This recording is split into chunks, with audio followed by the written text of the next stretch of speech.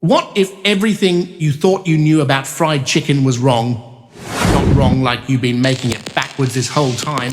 Though, if you have, I salute your commitment to chaos, but wrong in the sense that there is a whole crispy universe we never even peeked at.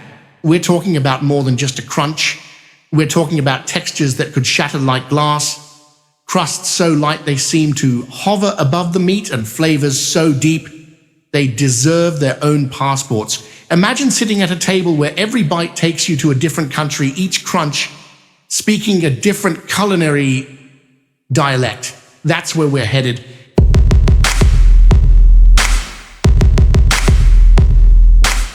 Picture this: sizzling oil popping like applause, golden skin bubbling and tightening over juicy meat, steam puffing out as the knife breaks through that outer armor. You think you've tasted the best? Wait until you hear the crisp snap of Korean fried chicken under your teeth, or feel the feathery crunch of Japanese curry. We're about to jump borders without leaving the kitchen, chasing crispiness like it's a treasure map. And just between us, there's treasure at every stop. Now, I know what you're thinking: fried chicken is fried chicken. You dunk the bird in batter, drop it in oil, and pray you don't set off the smoke alarm. But here's the thing. That's like saying music is just noise. Sure, technically it is, but you'd be ignoring the symphonies, the jazz improvisations, the foot-stomping bluegrass. Fried chicken has its own genres too. The way a southern grandmother does it in cast iron with a splash of buttermilk is a completely different song from the sweet tan spicy double fry of a Korean street stall, or the citrus and spice marinated bird sizzling away in a West African kitchen. And the best part? You don't need a plane ticket to taste it all. You just need a little curiosity, maybe a few unusual pantry items, and a willingness to get oil splatters on your shirt. Because each culture has found its own way to coax the perfect crunch out of a humble piece of chicken, and the results are as varied as they are delicious. Some go for sturdy, thick coatings that could stand up to a downpour. Others chase that airy whisper-thin crisp that somehow manages to be both fragile and fierce. If you've ever taken a bite of fried chicken and thought, "This is good, but I wish it had a little more magic," you're in the right place. Magic exists. It's just hiding in different corners of the world in spice jars, in resting times, in oil choices, in batters and marinades passed down through generations. And today, we're going to start tracking it down, bite by bite, crunch by crunch. Let's start where crunch becomes an art form so precise, it could be hanging in a museum. Korean fried chicken?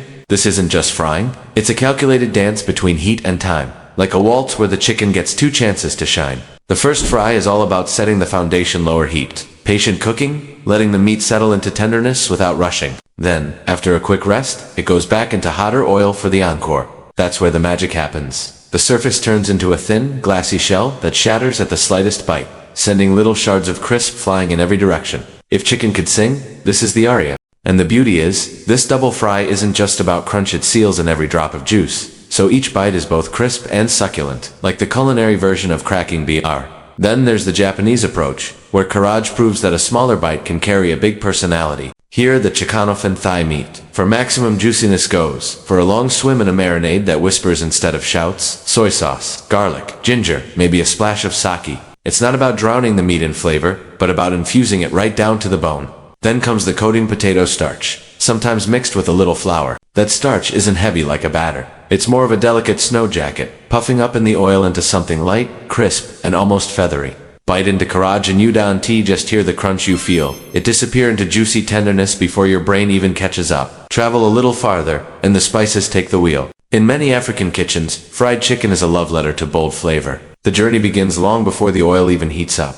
The meat might rest overnight in a marinade rich with garlic, onions, fresh chilies, and a chorus of spices: paprika, nutmeg, turmeric, maybe a hint of cinnamon to keep you guessing. This isn't the quick dip and fry we're used to in the West. It's a slow infusion of character. By the time the chicken hits the pan, often shallow fried over an open flame, it's already wearing its personality on its sleeve.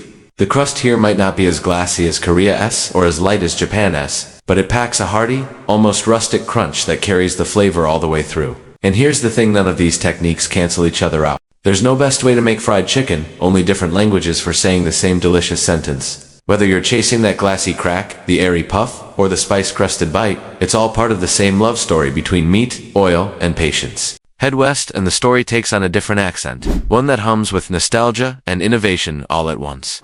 In the American South, fried chicken is more than food. It's Sunday dinners, family reunions, and the smell of seasoned oil clinging to your clothes in the best way possible. The classic buttermilk brine is a warm hug in liquid form, tenderizing the meat while adding a subtle tense. But just when you think you've got it figured out, along comes Nashville hot, turning that hug into a slap on the back, fairy cayenne oil poured over the crust until it glistens like molten lava. It's heat that doesn't just sit on your tongue. It moves in, rearranges the furniture, and dares you to take another bite. But Southern kitchens aren't the only ones reimagining tradition. Across the globe, inventive cooks have been tinkering with what goes on the outside of the chicken. Rice flour brings an almost ethereal crisp, one that stays light even hours after frying. Cornstarch blends can make a crust that's crisp in a way your teeth feel first, before your taste buds even get a chance. Some coats are almost brittle, others more breaded and hearty. But each one tells you something about the cook's intent. Are they chasing crunch longevity, or a shatter that's over in a heartbeat but unforgettable? And then there's the unsung hero of every frying adventure, the oil. The choice isn't random. It's a cultural fingerprint. In the South, peanut oil reigns high. Smoke point, clean taste,